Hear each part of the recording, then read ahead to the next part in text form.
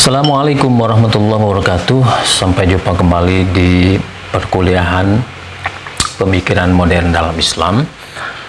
Tokoh yang akan kita bahas kali ini adalah Muhammad Iqbal. Muhammad Iqbal layaknya para pembaharu sebelumnya, muncul di tengah-tengah kondisi masyarakat India yang memprihatinkan. Kebodohan, keterbelakangan, kemiskinan, dan karakter hidup yang jumut atau fatalis benar-benar telah menyelimuti umat Islam India pada saat itu, dan itu membuat Muhammad Iqbal menjadi resah dan gundah. Muhammad Iqbal lahir di Sialkot, India pada 1876 dan masih merupakan keturunan Brahmana Kashmir yang telah lama memeluk Islam sebelum Iqbal lahir. Iqbal sendiri memperoleh gelar doktornya di München University, Jerman pada 1908 dengan disertasi berjudul The Development of Metaphysics in Persia. Melalui disertasinya tersebut, Iqbal menegaskan bahwa mistik Islam tidak memiliki dasar yang kokoh dalam sejarah dan ajaran Islam. Pada 1922, Iqbal dianugerahi gelar Sir oleh Raja George V karena dianggap berjasa dalam mengembangkan sastra Inggris dan filsafat. Iqbal memiliki kepedulian yang besar terhadap masyarakat India, khususnya umat Islam. Secara umum, masyarakat India masih dibelit oleh keterbelakangan, baik dalam aspek ekonomi, politik, maupun pendidikan. Pemahaman keagamaan yang ada, menurut Iqbal, tidak mendukung bagi terciptanya perubahan masyarakat ke arah yang lebih maju.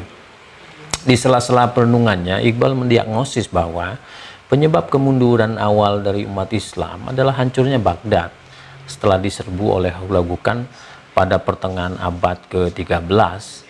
Keterbelakangan umat tidak bisa dilepaskan dari berkembangnya mental fatalisme atau menyerah pada nasib yang sebenarnya lebih disebabkan oleh pemahaman yang kurang tepat di dalam memahami takdir Tuhan.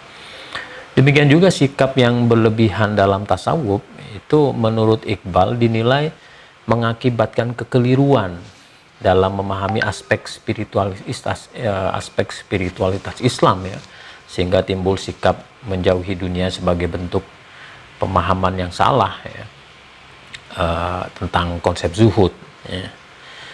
Dikiranya zuhud itu tidak mau terhadap dunia dan akhirnya menjauh dari dunia, tidak mau mengurus hal-hal yang bersifat keduniaan. Menurut Iqbal itu pemahaman yang salah tentang zuhud. Kondisi ini semakin lengkap ketika kenyumudan dan stagnasi pemikiran, khususnya semakin membelit umat yang tak berdaya, hingga dengan ketidakberdayaan itu mereka kemudian menutup pintu ijtihad serta alergis atau bahkan memusuhi pemikiran rasional dan progres. Perenungan Iqbal sampai pada kesimpulannya untuk mengembangkan paradigma gerak dan dinamisme Islam sebagai kata kunci untuk proses pembaharuan Islam. Umat Islam harus memiliki dinamisme.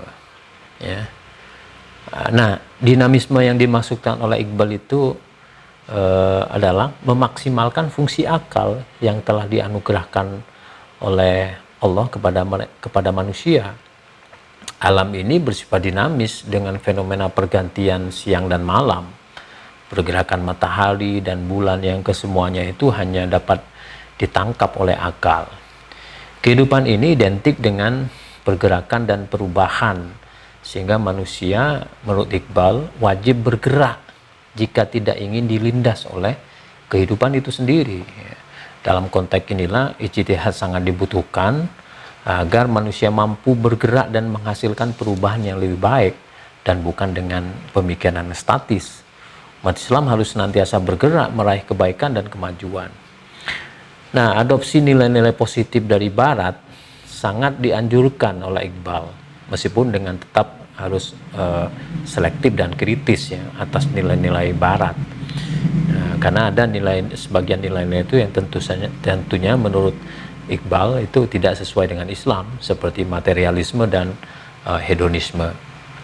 Dalam konteks dinamisme, maka sudah menjadi alamiah manusia berada dalam resah dan galau ya.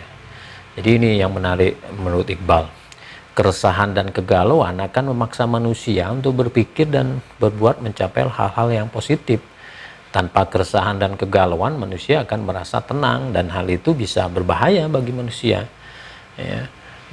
Itu pendapat Iqbal. Manusia harus bisa menghindarkan diri sebisa mungkin dari sifat menganggur, tanda kutip menganggur, terutama dalam aktivitas berpikir ya.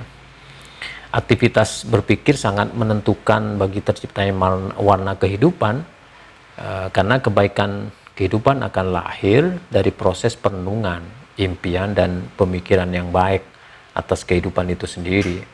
Sebaliknya, kehancuran kehidupan biasanya lahir dari imajinasi yang jahat yang diikuti oleh pemikiran yang bersifat menghancurkan, yaitu pemikiran-pemikiran yang bersifat negatif ya dalam kehidupan ini.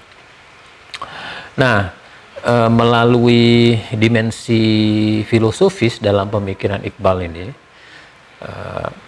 sebagaimana diketahui bahwa Iqbal telah dikategorikan sebagai salah satu tokoh pembaruan Islam dikarenakan pemikirannya dilandasi oleh kondisi sosial kemasyarakatan umat Islam yang berada pada taraf sangat memprihatinkan.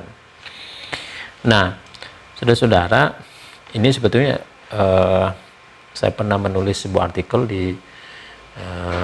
pada kesempatan yang lain ya, di mana gagasan pembaruan Islam Muhammad Iqbal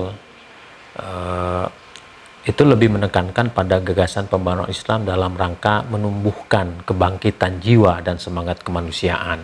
Oleh karena itu umat Islam untuk mencapai kebangkitan dan kemajuan, dia harus memiliki dimensi gerak. Dia harus ada visi pergerakan, ada bergerak dan tidak boleh diam, tidak boleh tanda kutip menganggur.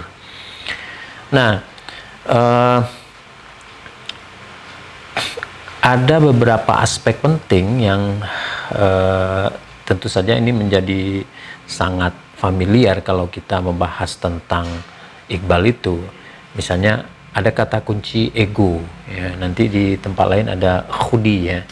Nah, ego kepribadian dan kedirian manusia ini dibahas oleh Iqbal, dan ini pembahasan ini nanti diharapkan dapat mengarah kepada atau mensupport upaya-upaya atau pemikiran-pemikiran yang terkait dengan upaya pembaharuan umat Islam. Terkait dengan kemanusiaan, Iqbal memiliki konsep tentang khudi yang dapat dipadankan maknanya dengan ego atau self ya. Pembaharuan egonya Iqbal secara otomatis mengarah kepada kesadaran tentang kedirian, sehingga derajat ego sangat ditentukan oleh seberapa besar atau seberapa jauh seseorang memahami dirinya. Bagi Iqbal, ego merupakan manifestasi dari segenap pemikiran dan kesadaran manusia. Ego manusia itu sendiri menurut Iqbal memiliki karakter bergerak, dinamis, berpersepsi, memutuskan, dan kreatif. Ego bergerak terus-menerus untuk tujuan formulasi dirinya ya.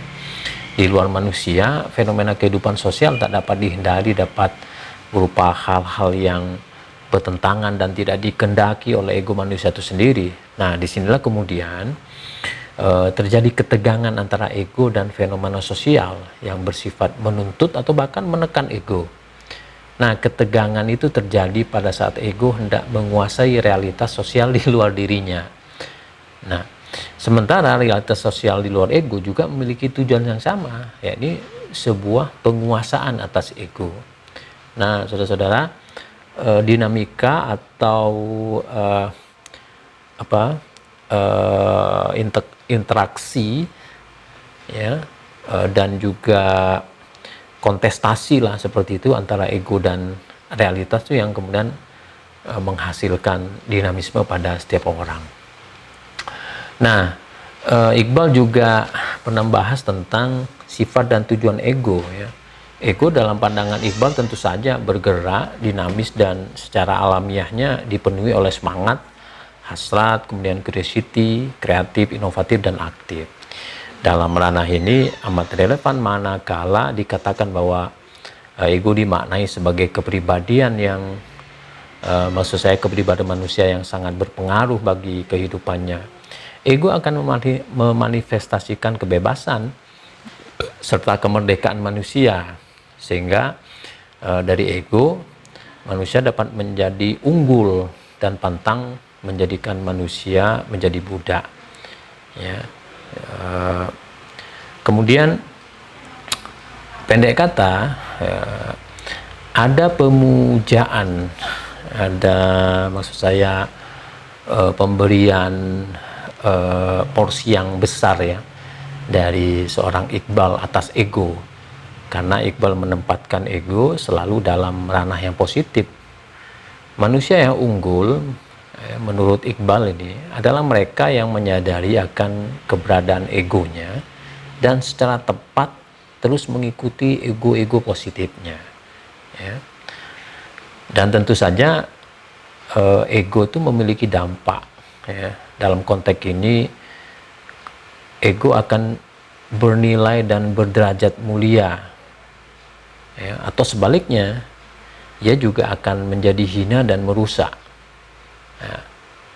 Jadi dampak ego itu bisa membawa seseorang kepada kemuliaan dan kebaikan, kemajuan, tapi sebaliknya bisa menjadikan manusia menjadi hina dan rusak. Oleh karena itu menurut Iqbal, manusia yang mulia adalah yang mampu menghayati diri, menyelaraskan dengan ego-ego positif ya, dan menjelma menjadi satu kesatuan yang saling mendukung. Demikian juga ego ada kalanya menguat, demikian juga ada kalanya melemah. Ego akan menguat manakala rasa keakuan pada diri manusia itu meningkat dan menguat. Sebaliknya, ego akan melemah manakala rasa keakuan manusia melemah dan menurun. Ya. Nah, akan tetapi dalam konsepsi Iqbal, ego manusia harus senantiasa menguat dengan catatan bahwa ego yang dimaksud di sini adalah segenap rasa kemanusiaan yang positif, dinamis, bermartabat. Karena hanya dengan ego-ego inilah manusia akan tetap dinilai sebagai yang hidup dan bukan yang mati. Tanpa ego manusia tidaklah lebih dari mayat yang berjalan. Ya. Coba kita simak bait syair Iqbal berikut ini. Girah memelihara diri gerak tiada henti. Girah adalah ombak gelisah dari samudra khudi. Girah adalah simpul memburu cita, penjilid kitab amal perbuatan. Menolak hasrat berarti mati untuk yang hidup. Tetapi ego tentu saja sangat subjektif karena dia berada dalam kungkungan kemanusiaan dan hampir setiap manusia memiliki ego. Iqbal mengusulkan bahwa ego sebaiknya tidak sampai menghalangi manusia untuk mencapai superego. Jika ego menargetkan kesenangan manusia yang sangat subjektif ya, maka superego menargetkan kebahagiaan yang sesungguhnya. Dalam konteks yang demikian, Iqbal menyatakan bahwa tujuan akhir manusia adalah hidup bergairah, kuat dan bahagia. Manusia dapat disebut memiliki nilai, ya, menurut Iqbal nih, manakala mampu menghadapi ujian-ujian hidupnya. Wah, ini menarik ya. Hidup bergairah, kuat, ya, dan bahagia tidak akan mungkin dicapai manakala manusia tidak memiliki ego. Jadi ego ini energi. Jadi manusia harus punya ego, tetapi tadi ada ego yang bisa mengantarkan manusia kepada kebaikan, mencapai kemajuan positif, tetapi ada ego yang justru akan mencampakkan manusia ke dalam kehinaan dan kerusakan.